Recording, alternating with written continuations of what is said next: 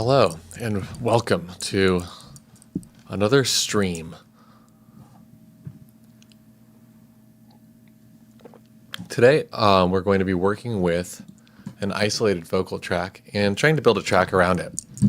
The vocal track I'll play in the background. Let me just turn it down here so it doesn't overpower me, so I can describe the concept that we're going after. But it was sent to me by an artist named Lisa Hammer. And I think that if we do a good job with it, we might end up with something in the neighborhood of like Enya, which would be cool. But it's just a vocal track, and it has some reverb and a huge amount of ambiance sort of baked into it. So we are basically stuck with having it sound the way it sounds. And we don't have any information like the key of the song or the tempo. So we'll have to figure that stuff out. And to start out with, I think that I'll just describe my process for going through that. And once we've got an idea of the tempo and the key, we'll start exploring orchestration. I was thinking it might be fun to do like mellotron strings, so I was warming up my playing a little bit with that improvisation you heard at the beginning. So let me just jump over to, where are you? Jump over to Reaper here, and you can see what the track looks like. It's just a stereo wave file. And it's about the length of a whole song. So we could, if we wanted, actually just turn it into a song front to back, but that would probably take a long time, and I'm only trying to stream for an hour and a half today. So we'll probably chop out a favorite part and work around that.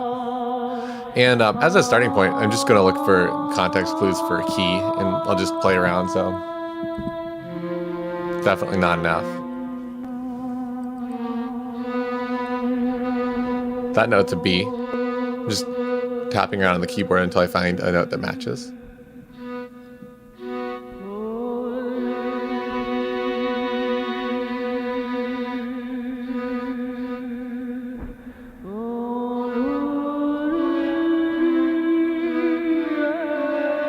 So, hints of B minor.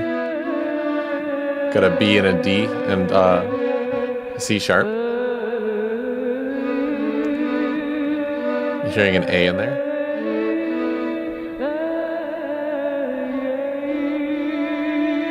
And an E. I think it's safe to call this B minor at this point.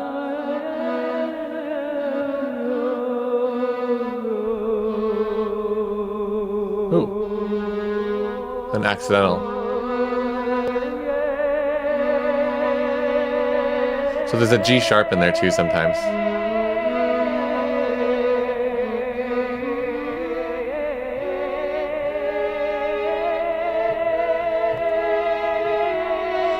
Okay. G sharp is for any of you music nerds out there. There's a hint of, I guess, melodic minor in pieces of that, but it's not really happening or manifesting in the way that melodic minor normally would. So I think it's ends up being a mistake to analyze it that way. A lot of times people like to try and project music theory concepts onto stuff that doesn't really have space for that kind of negativity. And a thing that I see people doing with music theory all the time is throwing around like sort of like first semester music theory concepts because they learn them and they're excited about them, but not recognizing that you can sort of, get a few PhDs in a subject like that and it keeps getting more complicated. And there ends up being a great deal of ways to analyze almost anything, and theory is just that. It's theory, it's theoretical. So you can do what you want with it. Anyway, I explore the key. I think we're sort of in B minor. I'm going to also, we're going to do this. I'm going to make a contact instrument with a piano for now, just because I don't like piano. I think it's good to pick out your notes with an instrument you don't like very much. Because it's going to force you to pick good notes and not rely on an instrument that sounds cool. So I'll just pick this concert grand. I'm going to give it some reverb. I think that's kind of a nice thing to do. So B minor. And like I said, I heard a G sharp in there somewhere, which is kind of a nice extra note.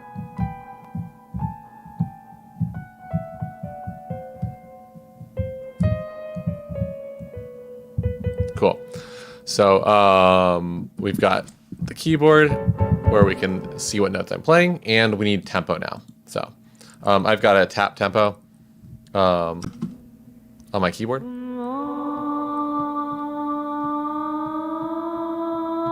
And I'm looking for things that give it the feel of being metered at all, because a great deal of this is completely ambient.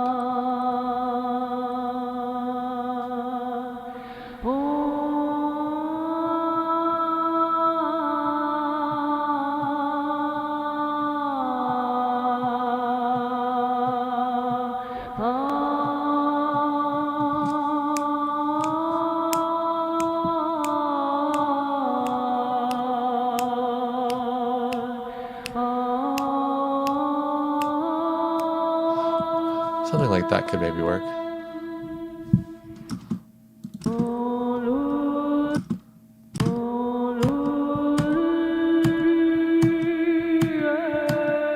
I'll go double time.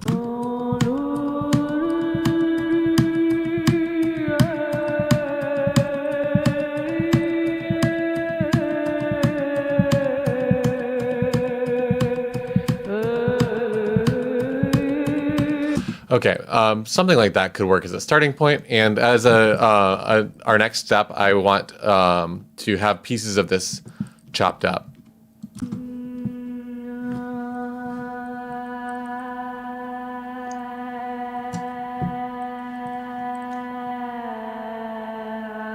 So that first piece might actually be a cool intro as a sort of a arrhythmic kind of a moment.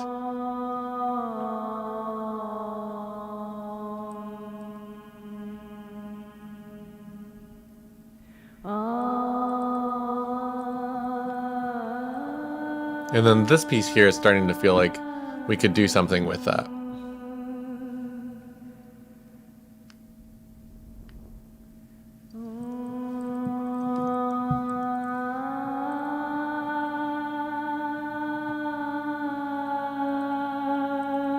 Okay, and what I want to do is essentially find a portion of this that feels pretty good as a starting point for adding other stuff to it.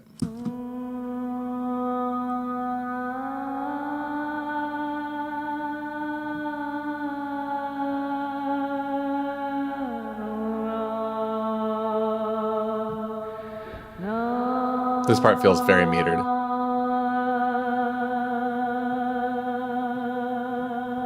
And I'm going to take this as like a first sample to separate from everything else. Let's pull this off to the side and see what we can do with this piece. And I'm going to leave a bunch of space at the beginning because I think I want to have an intro that's sort of arrhythmic.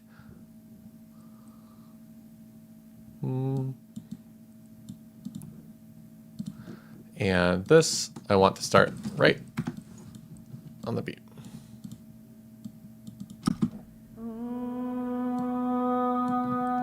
So now I want to just see if I can get this stretched and lined up in such a way that we can have a consistent amount of measures. Because right now we've got, what do we have? This is 4. Yeah, it's like kind of a weird length at the tempo that I have the grid set to right now.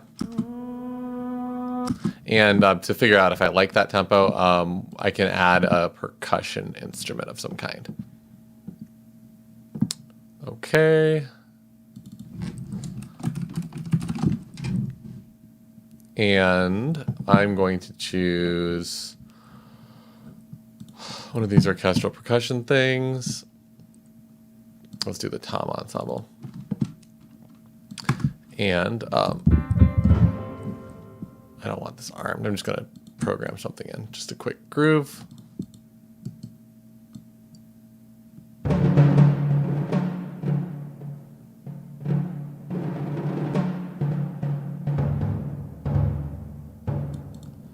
Okay.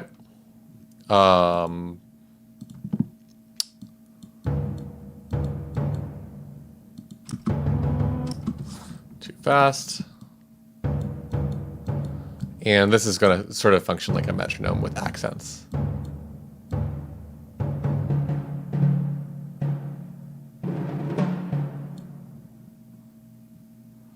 Okay. Something like this will be fine. And let's hear what that sounds like. Okay, great. And at this point, I just want to see what this feels like with a drum against it.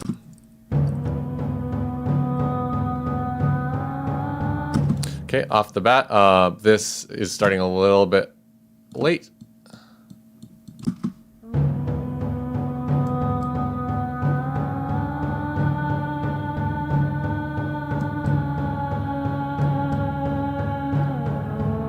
And I don't like the tempo. So we're going to pick something a bit slower. Let's try 160 and see how that feels. I guess I should probably have left this on the same edge there. Yeah, that'll be better. Okay.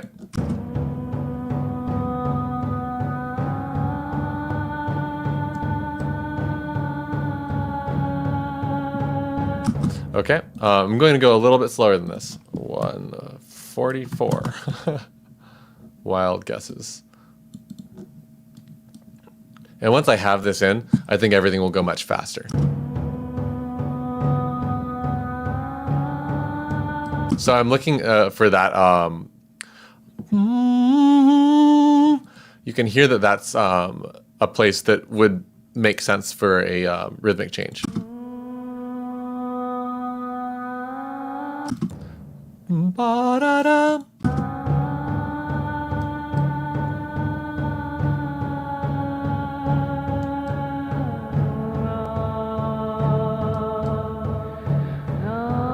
Okay, that's feeling pretty good. And I'm going to slice it there and make that phrase line up with this drum part. And this is going to feel a little bit weird right now, but I promise we will repair it. I'm going to loop it now and see what that sounds like.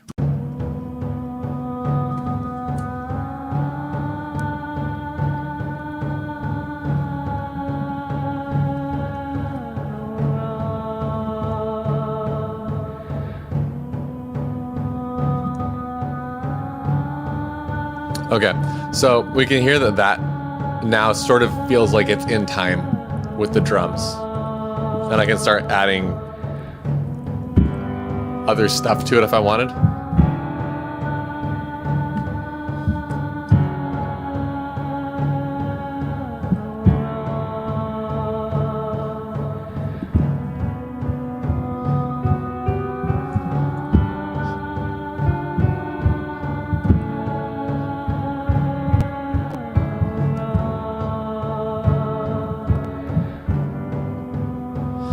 And those chord changes that I was just experimenting with on rhythm against a 4/4 tempo or a 4/4 groove, essentially, at this tempo is starting to feel pretty good. And yes, I did like adjust the timing of it, but I try to do that very conservatively if I'm not doing it as a special effect. So having said that, I think that this breath, I get the impression this recording was not done to a click track, which is, I think, a good thing when we're working in this way, because you end up with a more like honest sounding performance, and it works better. An isolated vocal against a click track is going to require someone that's really used to practicing that, and there's very few situations where that ends up being musical by itself. So most singers are going to do a better job without that click track, and the producer's job can be to find a way to make that work. And we're going to be the producer right now and see if we can find a way to make this piece feel good.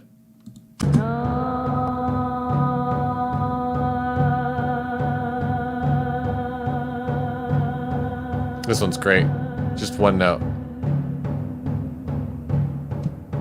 Okay, here's what I want to do then is essentially create a phrase using that that first piece.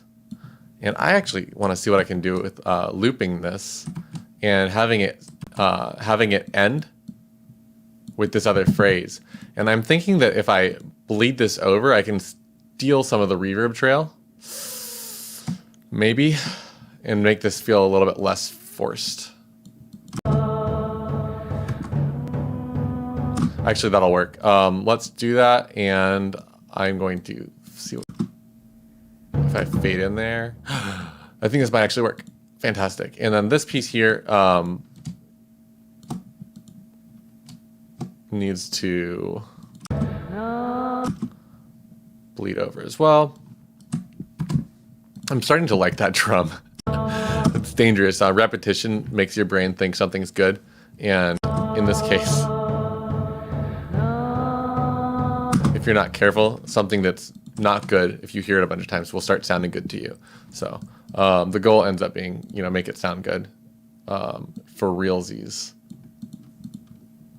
I'm going to do this, slice it off here with a fade.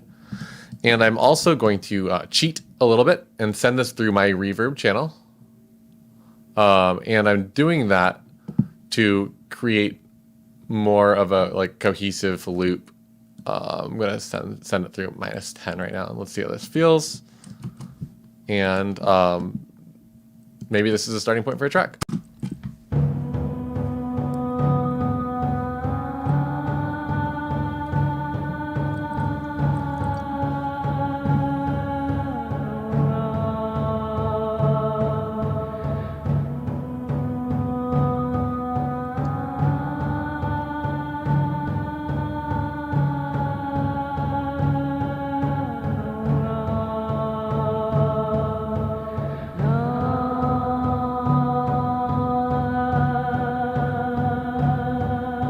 Okay, that's working pretty well.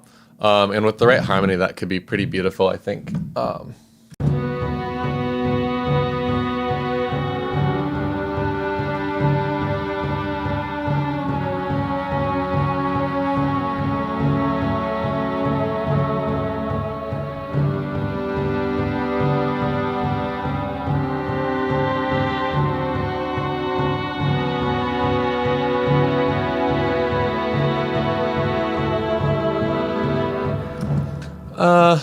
Something like that.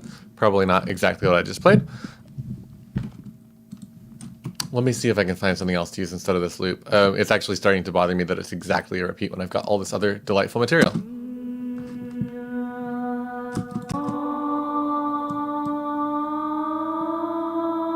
Yeah, this part will work probably.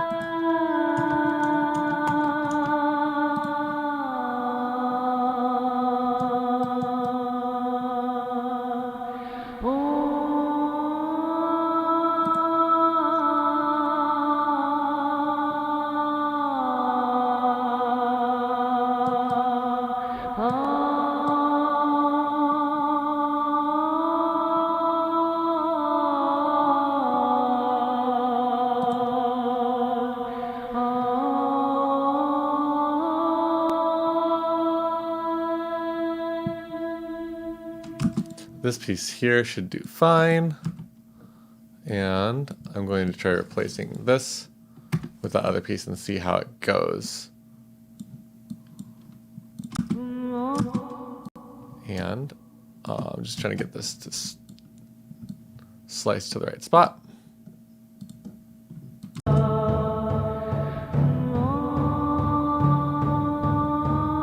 I feel like that's B1.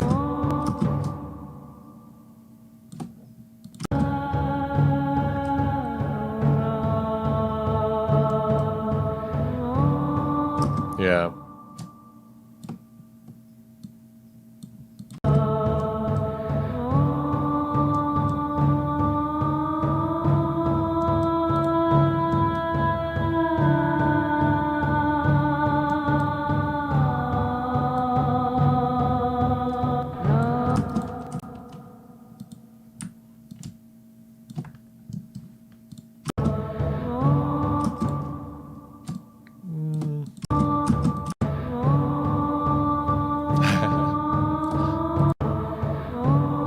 Okay, that might work. I'm just trying to find a good slice point.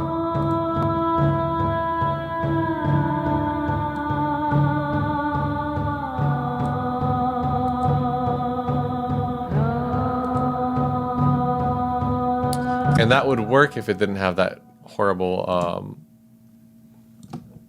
fade between the two. So let's see what happens if I make that longer. Yeah, that actually kind of works. Okay, cool. I'm going to run with that, and I'm going to see if I can harmonize this in a way that is delightful to me. And to do that, I want to loop these two parts and just play along with it. And I will do that with my microphone off. That way you don't hear me hitting the keyboard.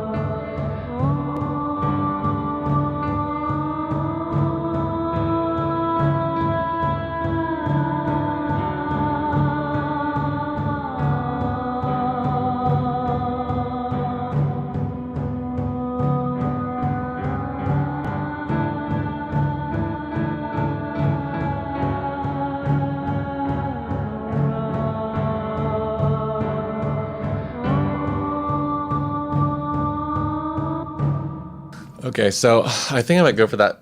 It's sort of a dance music progression, but I think on strings or something like that, it might end up becoming exciting. So let's try it with the mellotron.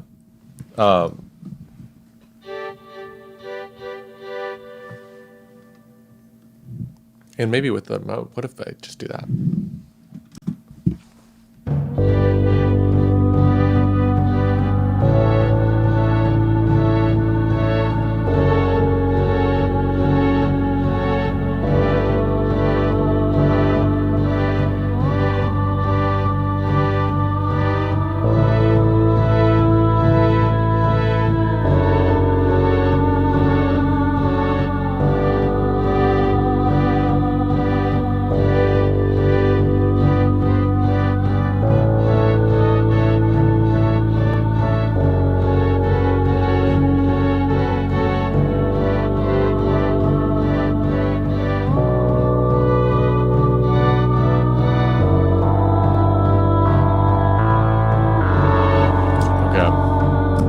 That's definitely going to work.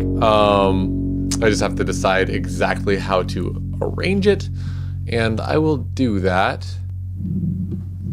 by recording one instrument at a time.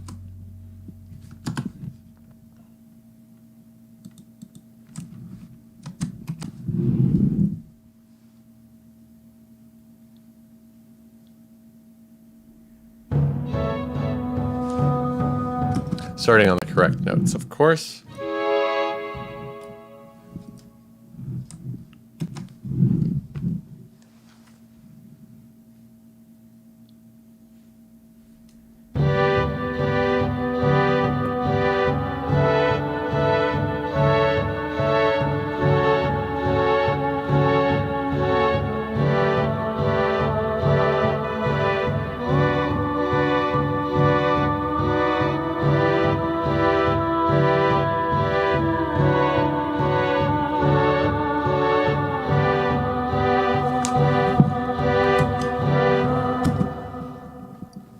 Okay, that might work.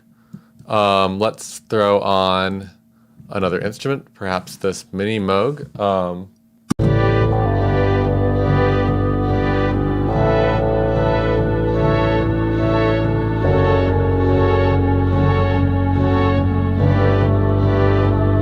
to a B here.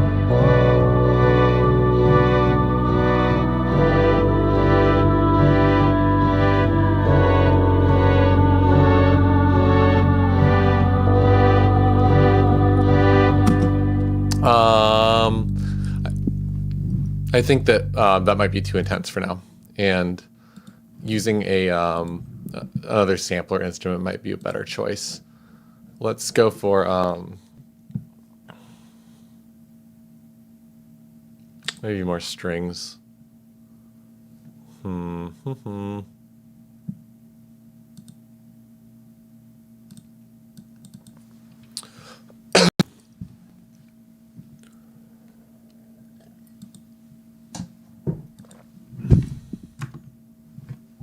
Oh, that probably needs to be called violins. And if it's recorded,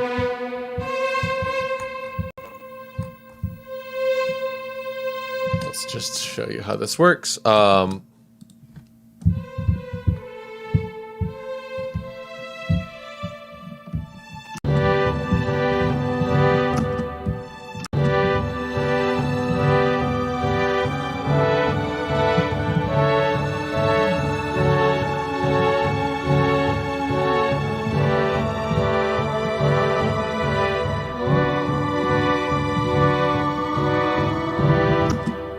I think this might work. Sounds nice.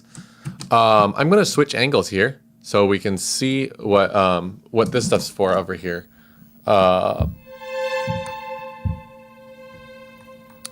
Basically expression controls for the orchestral instruments. And while I record that, I will turn the microphone off again so I don't bump into it and turn this into an ASMR channel.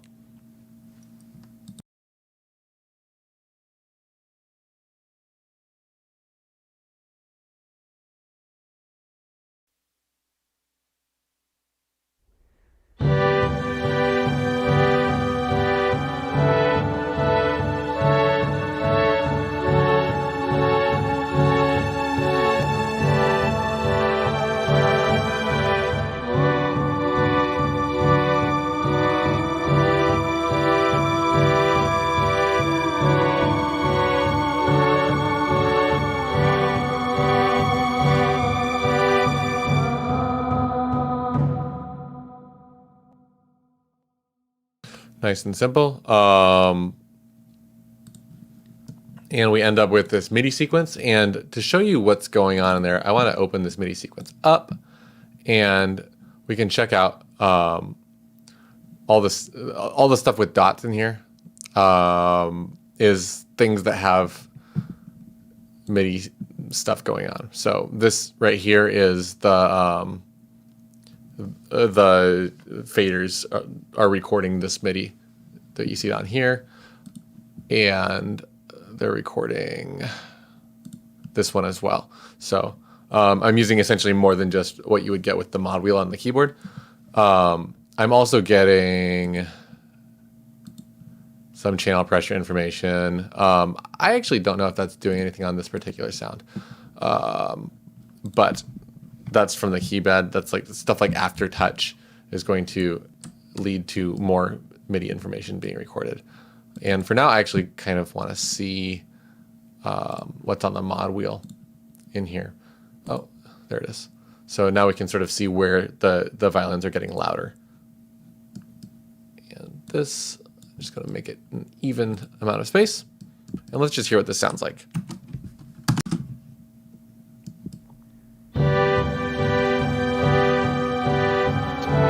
Do a little bit of mixing.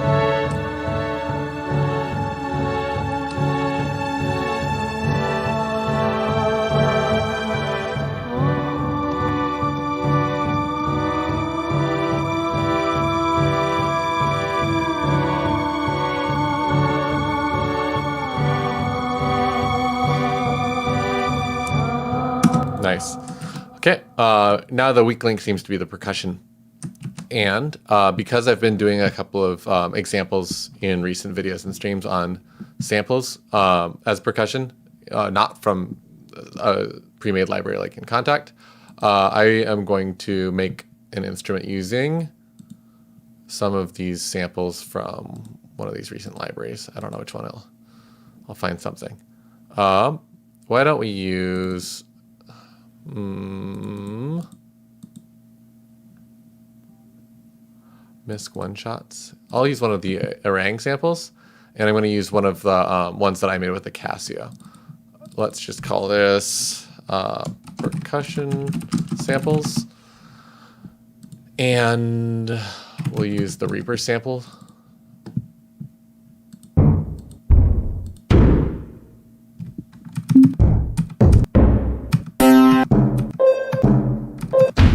This one's one of my favorites, so we'll use that.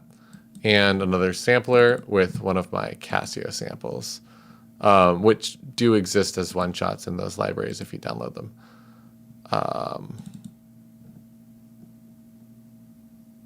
What is it called? SK1? Hand drum 2, I think was my favorite.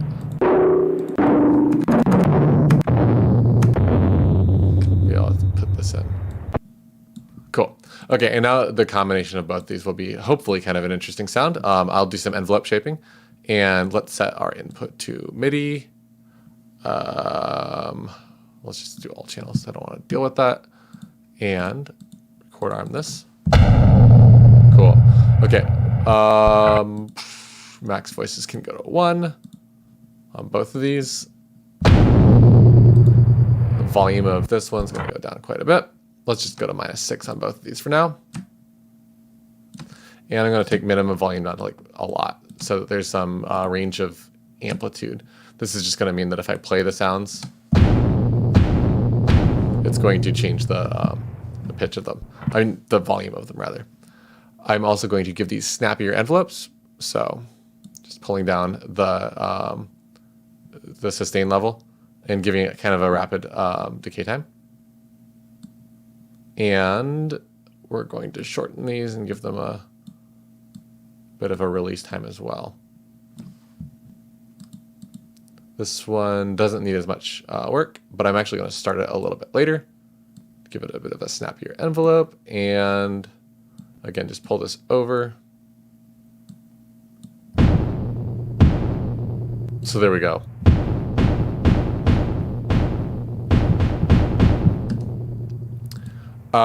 And let's just let these pitch shift.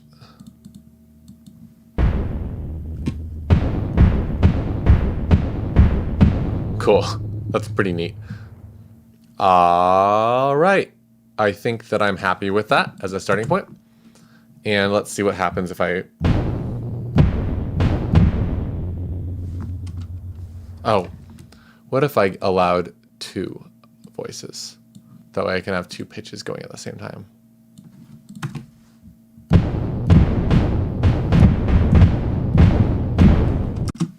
Let's see what that feels like.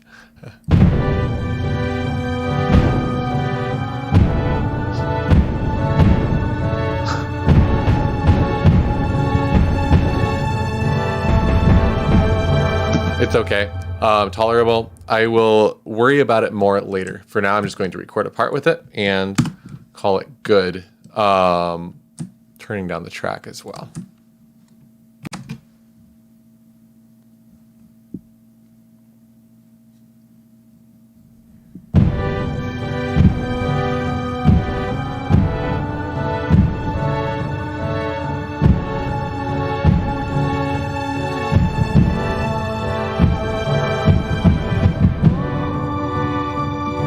Something like that will be enough. And I'm going to ditch that last one here and get these lined up. Probably quantize them. Let's just do that. Make our lives easier. Slice that off and delete this and see what happens.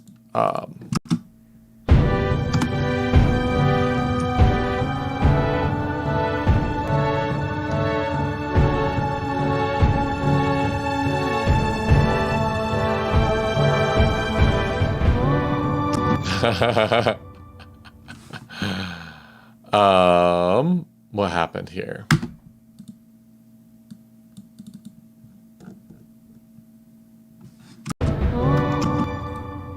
It doesn't really matter. Fell off the grid somewhere. Let's make sure that loops. A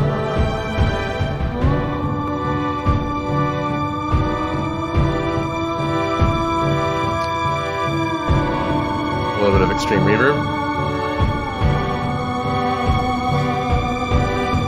Cool. Feels pretty good. I'm going to put the percussion in its section up here. Let's make both of these a color. Oh gosh, I keep misclicking.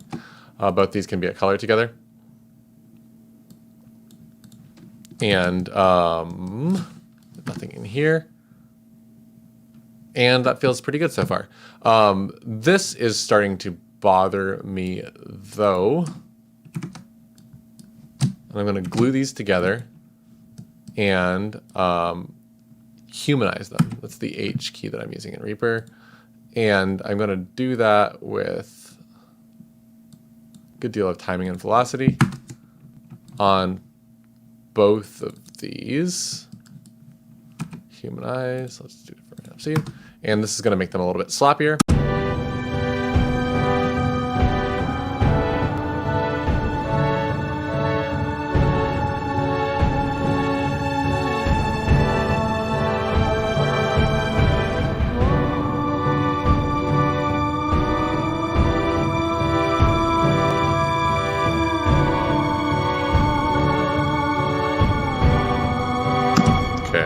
And I always just need to hear what stereo tape delay sounds like on vocal tracks. Hey Camilla, what's up? Thank you so much. I can't believe it's gotten to 800.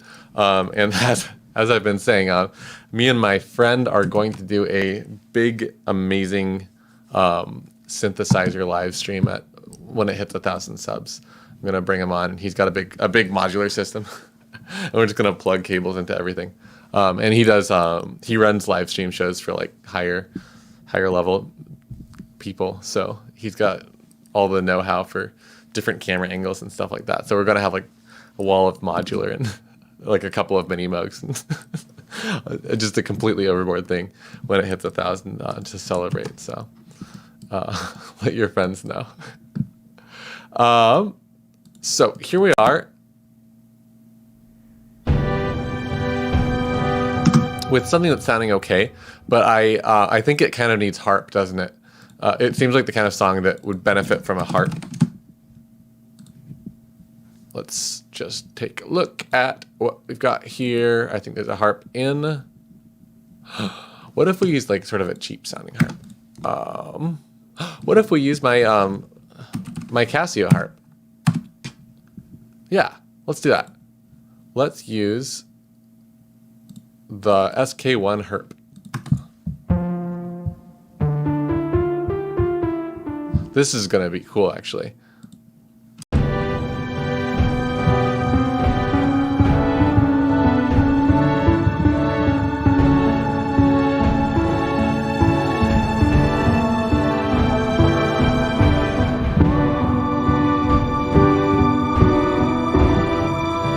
Nice.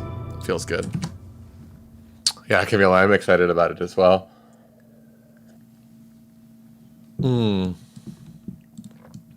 I think I want to have something that's hard to play. So I'm going to draw it in instead of, I just realized what the problem is. This is the problem. Okay.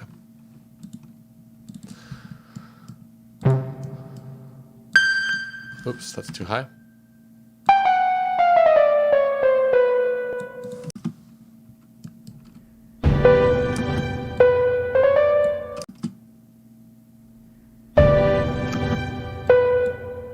Is that too fast?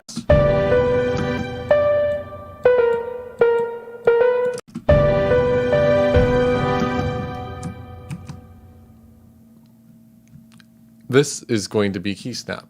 This is going to save us time. I think B minor. Close enough. And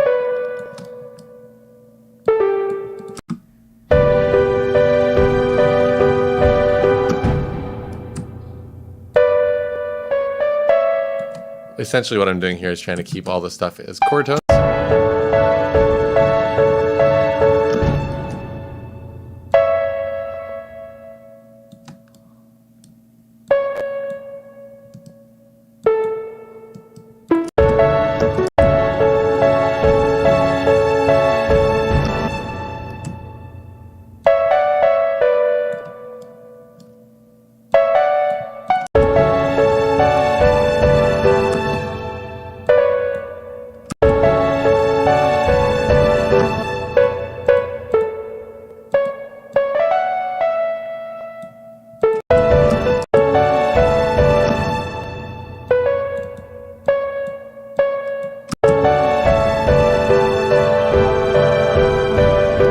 Okay, that feels pretty solid.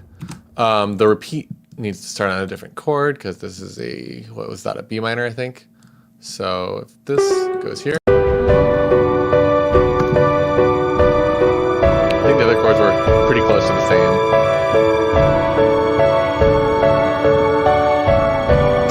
Nice.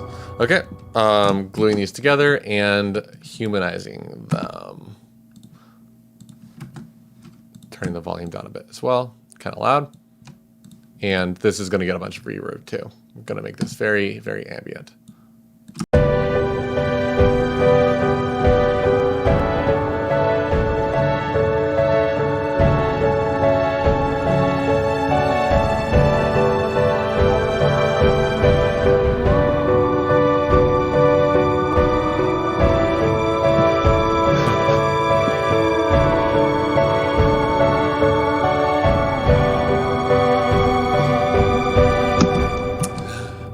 Camila said that I am starting to feel inspired by this.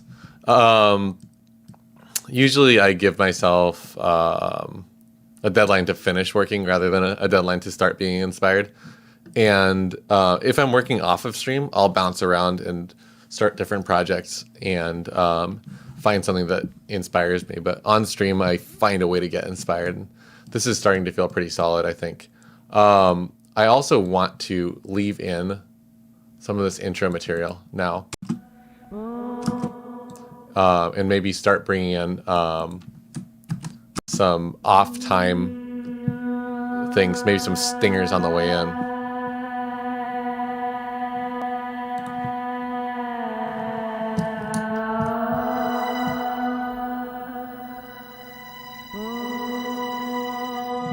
Stuff like that. I think that, let's just record that. Why not?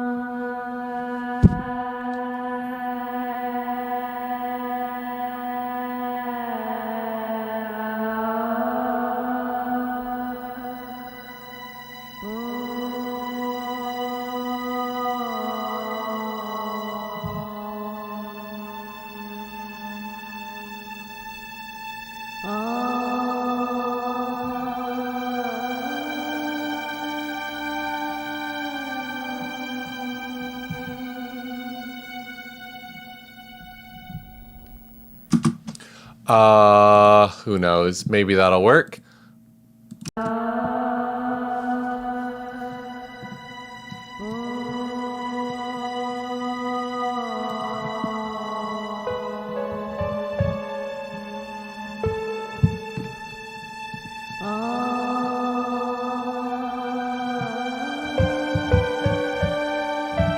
Some licks.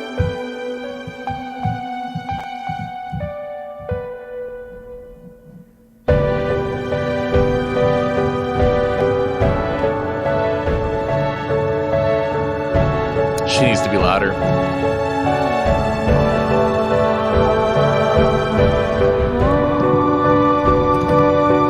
And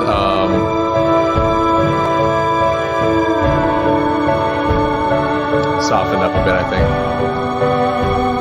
She's very lo-fi as well. Some saturation might actually help before we get to that.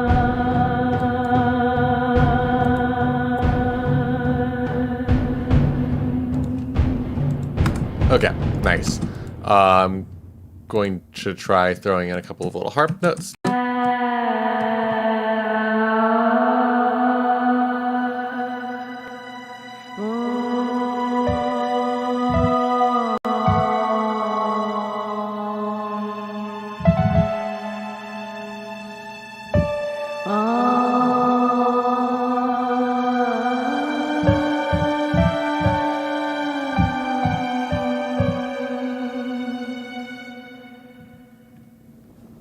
Something like that. One of those notes was a bit questionable, I think.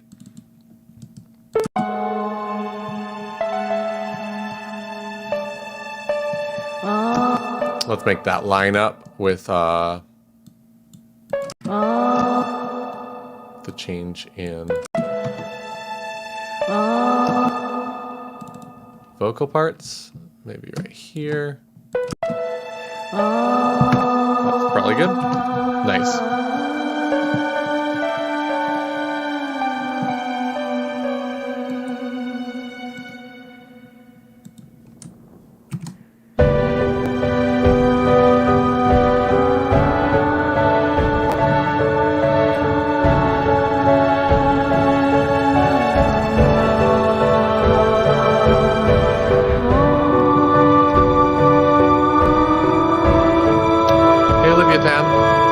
Of the depths.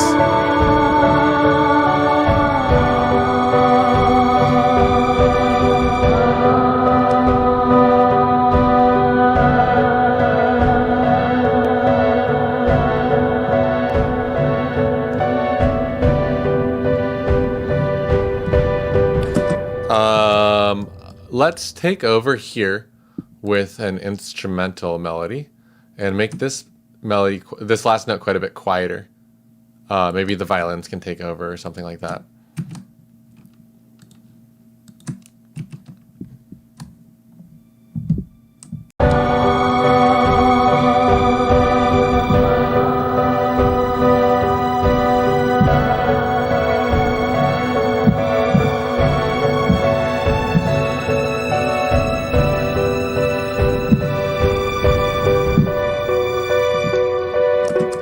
I need to turn the microphone off. I'm getting distracted by the way that the keyboard ducks my headphones.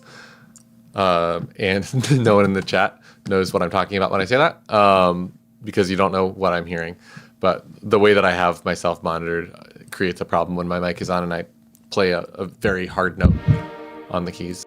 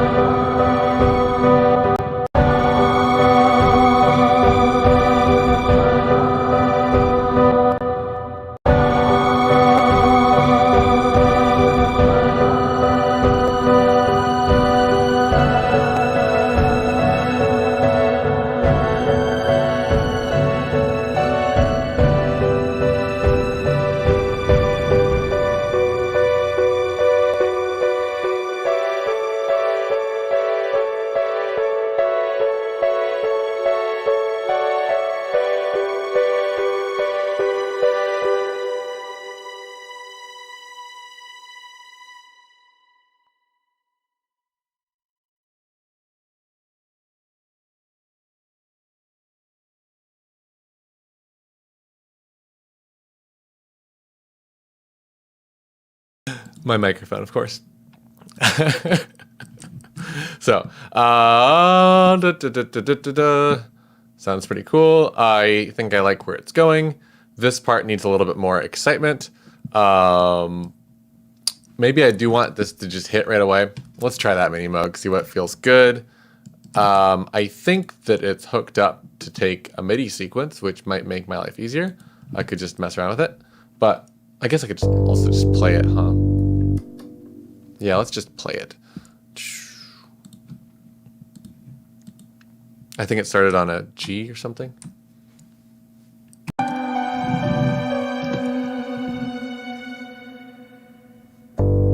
That's the note. Not a G. Oh, it was a G.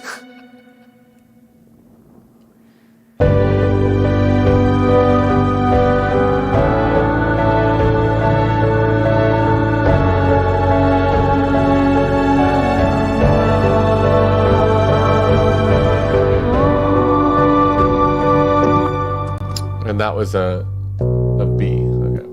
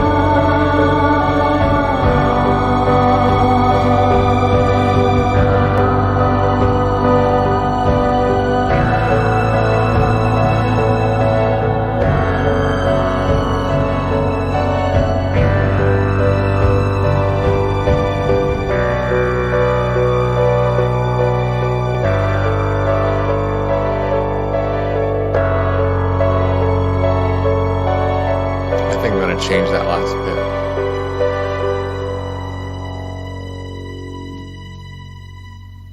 Sit on that last chord a bit longer. Let's see if we can do that. Right there.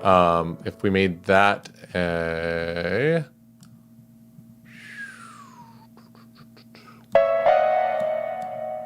an F sharp.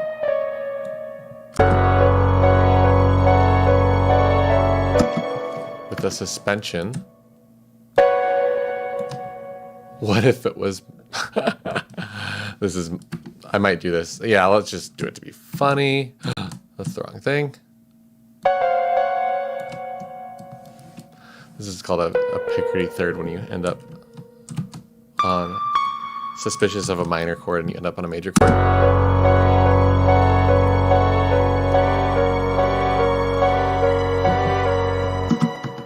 It's going to require changes in other instruments as well.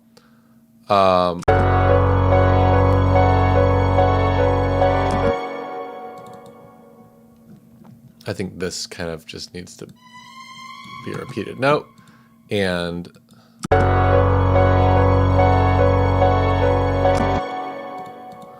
what's going on here?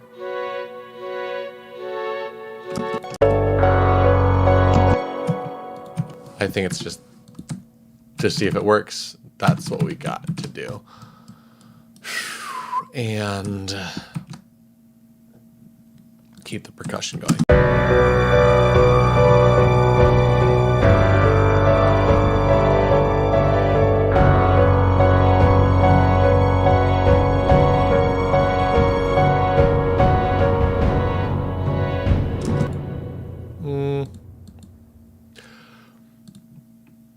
Mediocre. Ennio Morricone thing where the suspension lasts too long.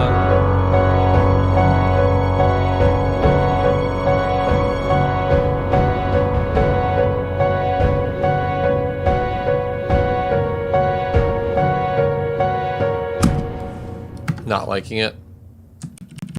Let's go back a little bit to that.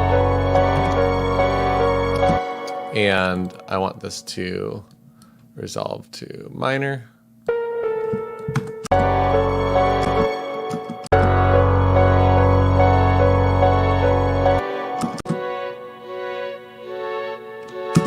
And it's going to resolve to minor there, so I don't have to redo the mellotron. And I want that to last longer. So this piece here is the right chord, and I'm going to dupe that a few times.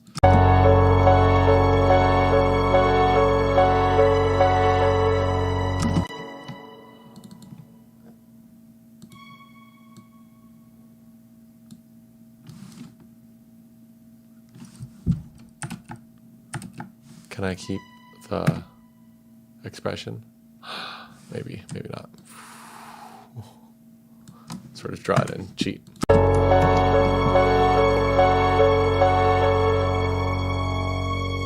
Okay, that feels pretty solid. And we need some width, I think. Maybe some type of a pad layer would be good.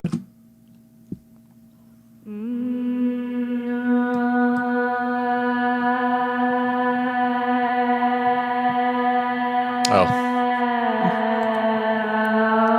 Not looking at Reaper anymore. Should have been.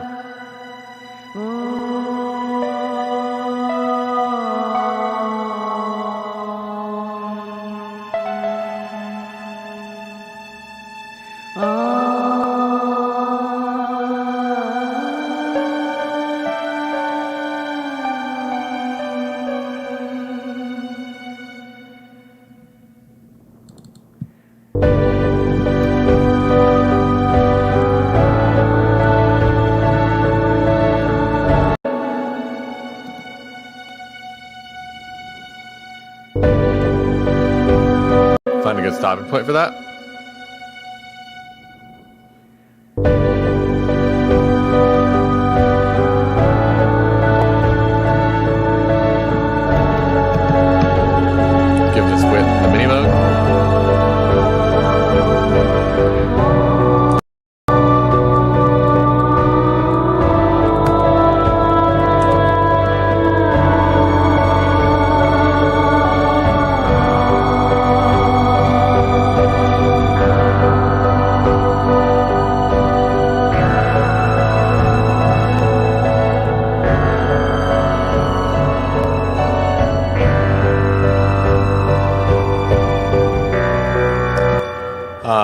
this last part, this harp is not really doing it for me.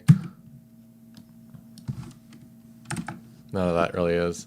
Right.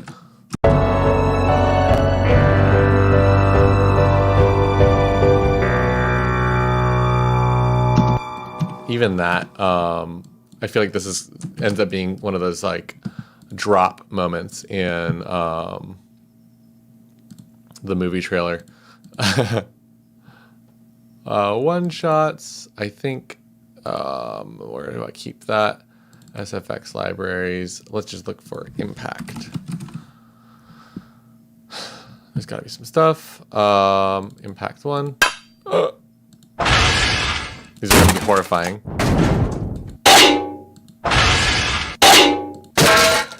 Not quite.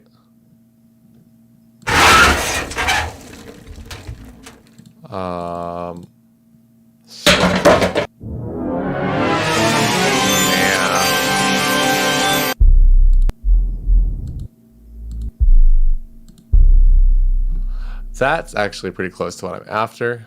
Let's just run with it. So I want essentially some type of a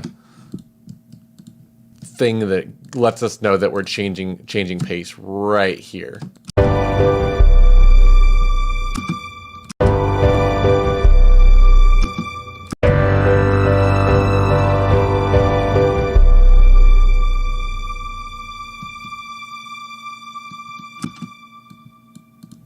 Sub impact thingamajig. Let's turn that down a little bit so we don't blow anyone's ears out when they have subwoofers. And let's give the Mellotron a bit of a pad here. That's the wrong keyboard. Just like how a low B.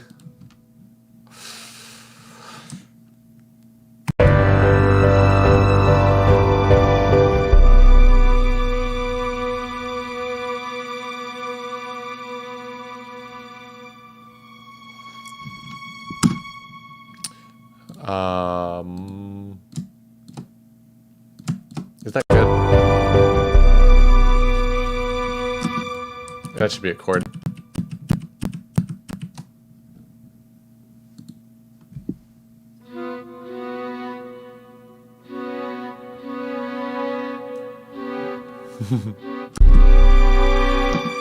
Something atmospheric.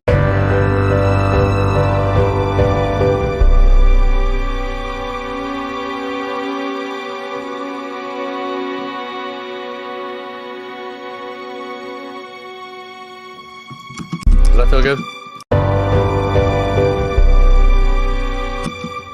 Maybe with the mini.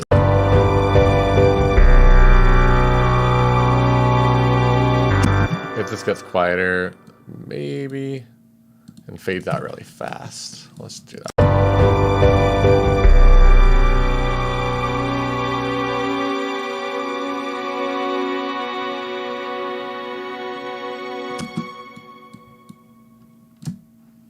Okay.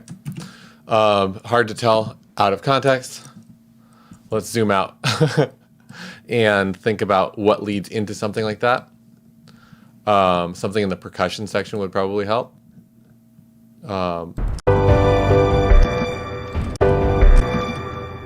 Let's double that. These toms.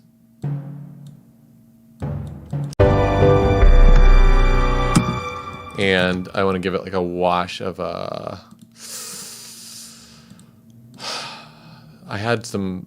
saw one shots in here. I should organize my libraries better.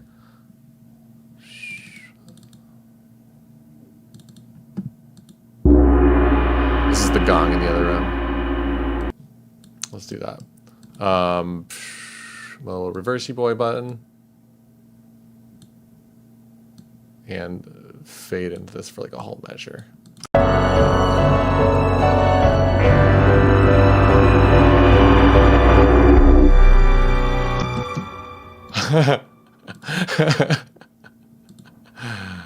All right. Oh, I forgot to change it. Yeah, I actually want to change it. This is actually closer to what I'm going for.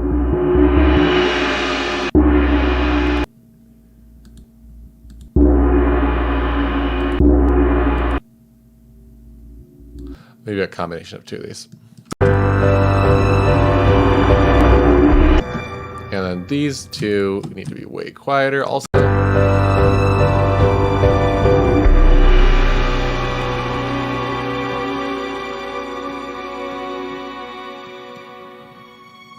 Okay. Right.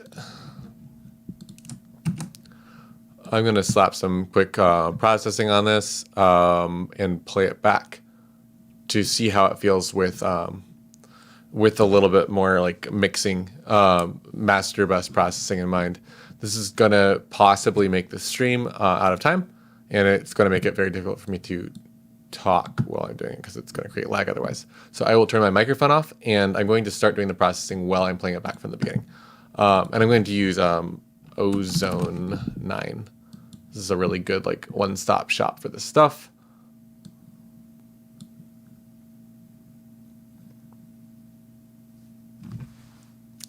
Now loading.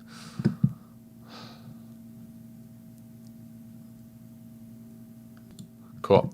Microphone turning off and Ozone 9 becoming the main attraction here.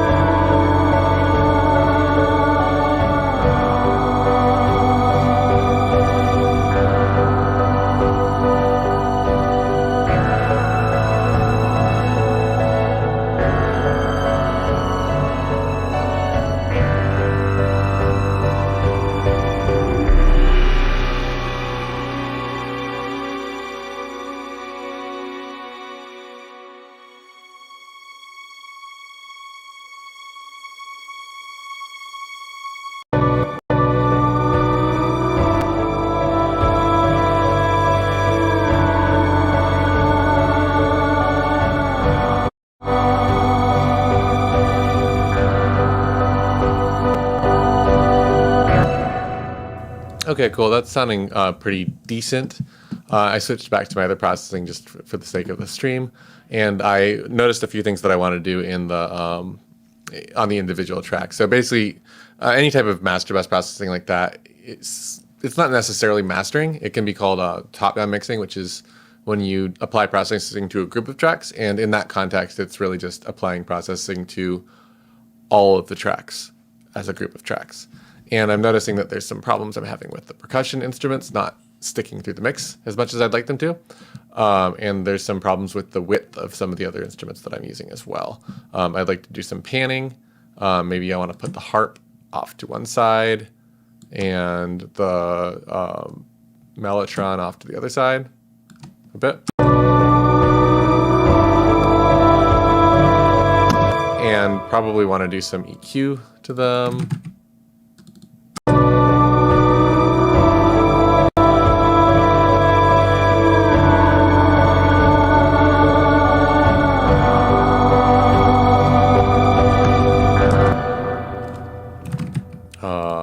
Mellotron. Just taking a lot of low end out of all of these.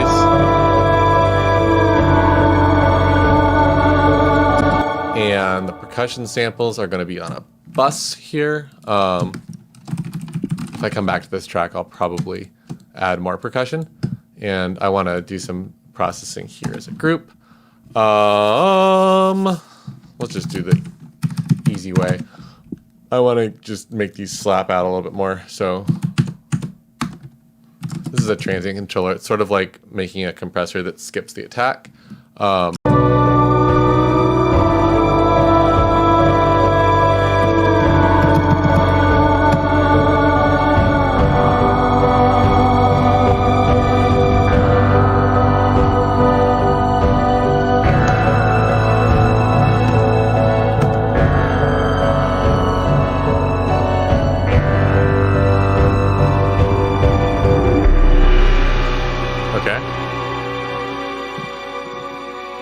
Feeling okay.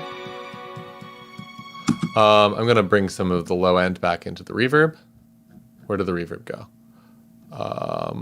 This is why we organize our tracks. Reverb. This shouldn't be the same color as all these other things. Putting it at the top, and I have a filter on the reverb. I'm gonna just remove that. It's gonna make it a little bit more atmospheric.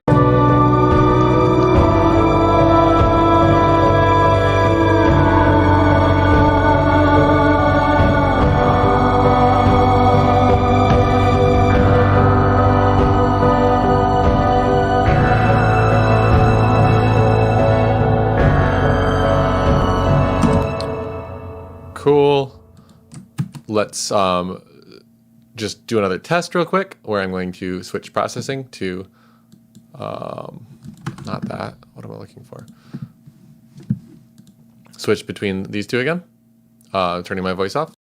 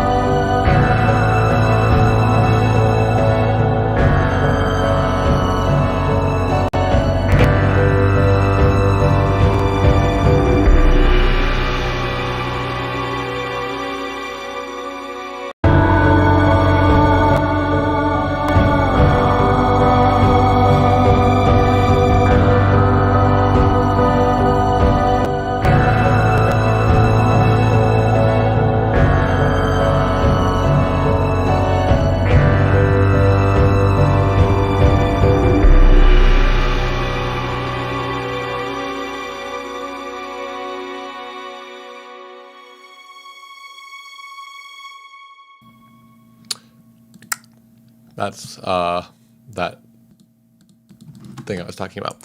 Cool. I'm noticing now a couple of other things. And I am sort of going in a little bit too hot. And that often happens on my streams wearing headphones, so I don't have really accurate monitoring representation. And in this case, whatever I'm using my streams, I'm running through a limiter, as you can see. And I run it kind of hot. I have it at -6 decibels. And essentially, you'll see that I'm getting all kinds of reduction because I want to be able to hear my voice from back here or up here. And I think that being able to talk over the music ends up being more important for the streams. So when you're mixing into a really powerful limiter and wearing headphones, you're going to run into problems. And the problem I have run into here is that all of these tracks combined are too loud. I'm not selecting this one because I don't want to, it's not a VCA lead, it's just like a folder track, and I don't want to turn this down twice as much. So I'm going to take everything and turn the volume down by maybe like 3 extra decibels, 4 extra decibels. And give myself more headroom in the process. The percussion section, I feel like I want to do more stuff to it. I think I just want to add more instruments. I don't want to over process it and then decide to come back and add instruments. So I think what I want to do here is have this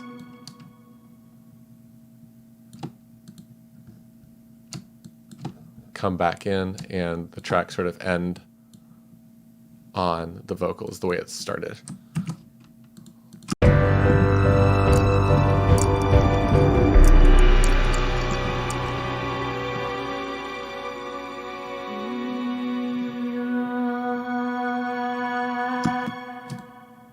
I can do that earlier.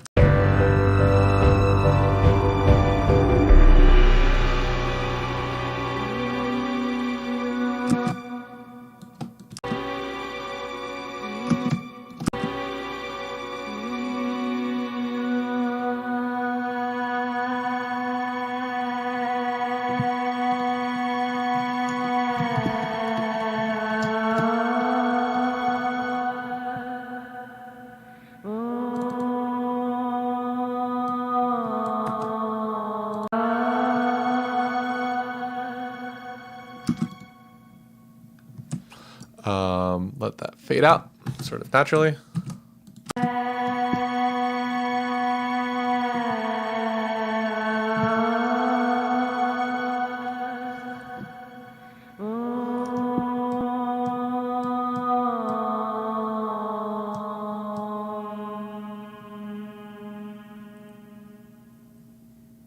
That's kind of a cool track, actually. All right. Let's just actually do this real fast. I want to take this percussion section here and do a couple of things with these. I'm going to render these out as new takes.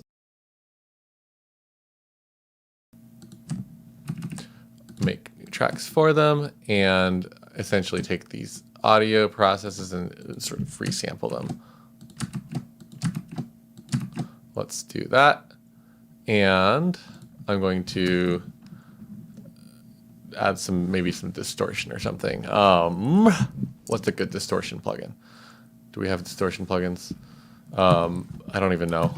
I want to get Decapitated. I really like that one a lot. I don't know any of these very well. Saturation. I guess I could probably do it with, oh, you know what would be cool? This is a good one. For that. This is, I'm going to do the same processing to both of these. More percussion. This is render 1, render 2. And this one looks like it's way snappier.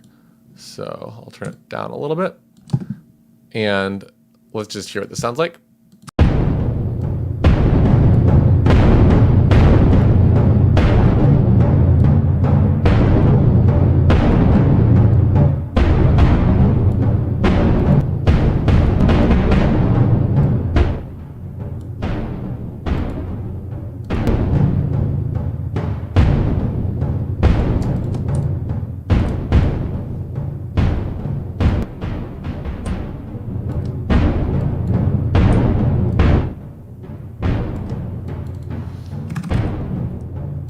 I'm going to pull low end out of this. And my goal here is to just give it a ton of width and space compared to where the percussion was before. So percussion section with the new part. And now in context.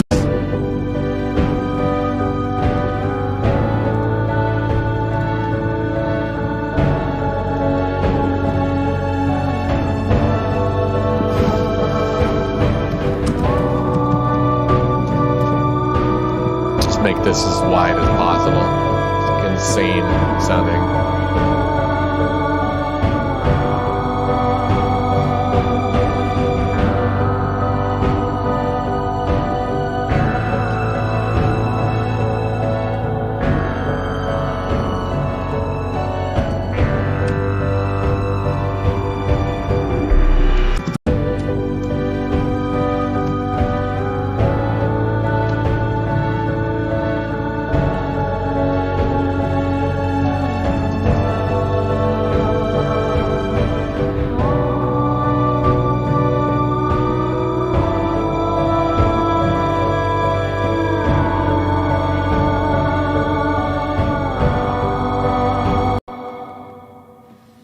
want to give this sort of a sound design entrance as well. Da, da, da, da, da. Let's see if we can find maybe something. Actually, why not? Let's use more of these orang samples. That one's a cool one. Let's chop this up. This one's going to get reversed and just needs to be really quiet. Speeding it up and fading it in.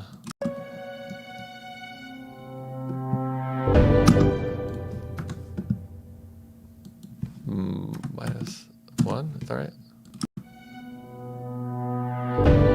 Cool, that'll work. I'm also thinking that I want to do that to these renders here. Let's just go -4 on each of these.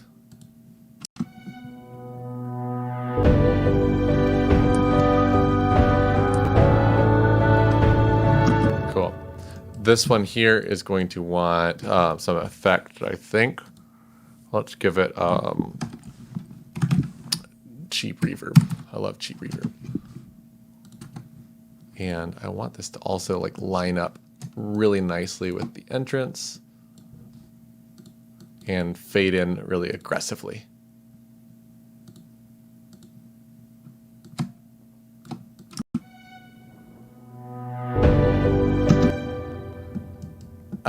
It's not enough by itself. I'll give it a wash of noise as well. I could do that with some type of a cymbal sample. I'm just going to click on any of these. Doesn't really matter. I clicked on one that had a bunch of folders. Cymbal crash. Sweet. We're going to use it. Same idea here. Going to reverse that sound.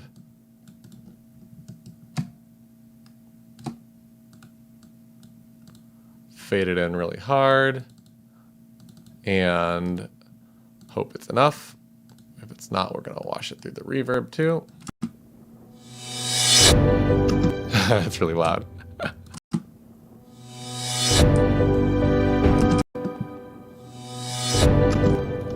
Okay.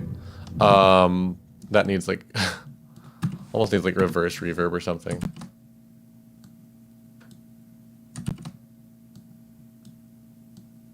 What happened? Oh, I see what happened.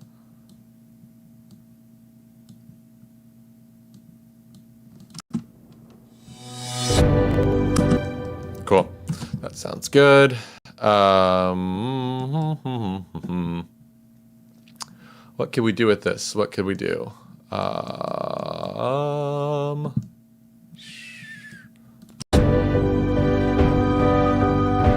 I think I'm going to resample this out of her vocal, out of Lisa's vocal. Yeah, let's do that.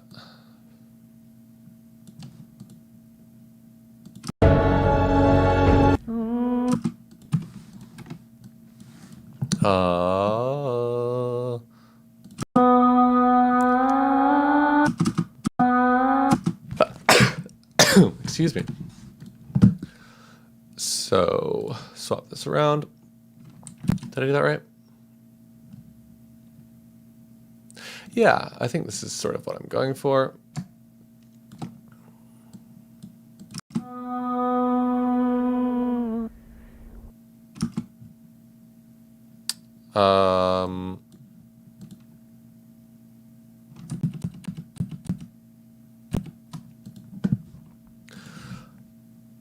I want to render this out with some reverb on it first.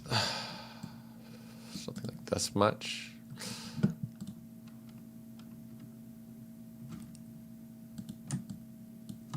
Is this the right amount? I don't even know if I'm doing this right.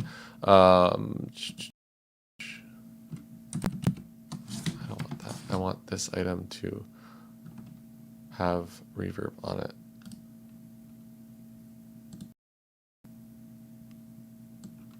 There we go. Cool. Okay.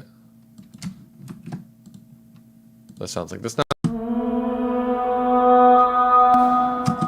And basically I want that flipped around. Sort of like a reverse reverb thing. And add that to my concoction here. These sound like this now. It's kind of cool. I'm going to give this a chorus.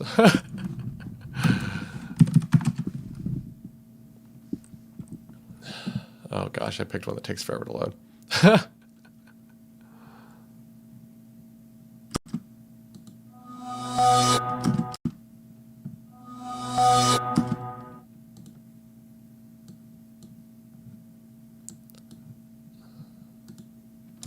Is it transient? I don't want there.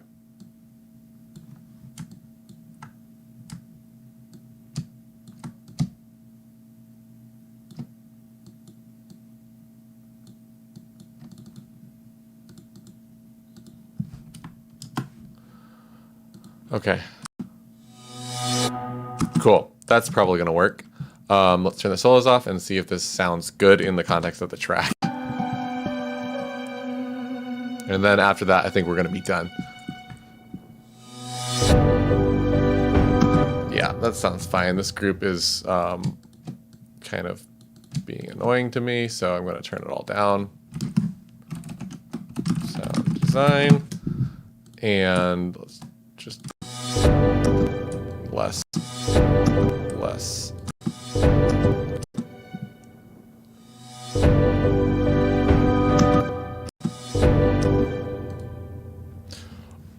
That reverb can go here, I think. What's on this track? Okay, yeah.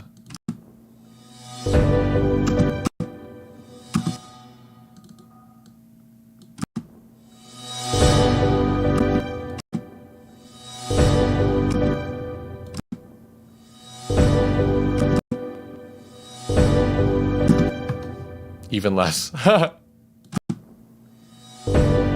Okay, that's going to be all I'm going to do for now. I'm not going to get it where I want in the next 2 minutes, and I'm trying to do this as an hour-and-a-half stream, and we are at an hour and 27 minutes or so. So without further ado, I am going to play the song back with the other processing and answer any questions that might appear in the chat. I'm looking at the wrong place. Where's my mixer? Okay, cool. Here we go.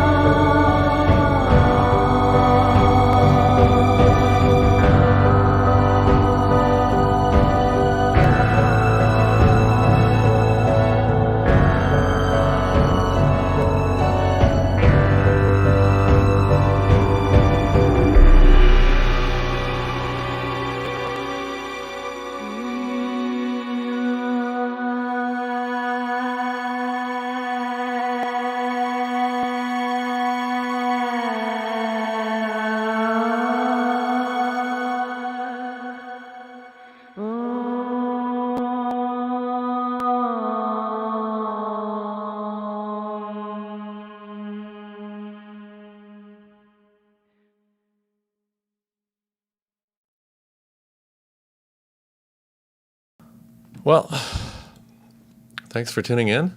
And that was pretty fun. I think that track turned out sounding pretty cool. So if you have any questions about it, let me know in the comments of the video later on. And check out the video I put out earlier today, going through a sort of a similar process to a track without the vocal, of course. And if this or the other kind is more fun, that would be a good thing for me to know too, because I do both of these kinds of things on my own as well. And knowing which ones are entertaining to live stream is really helpful to me. So anyway, thanks again for tuning in, and I will see you all next time. Bye.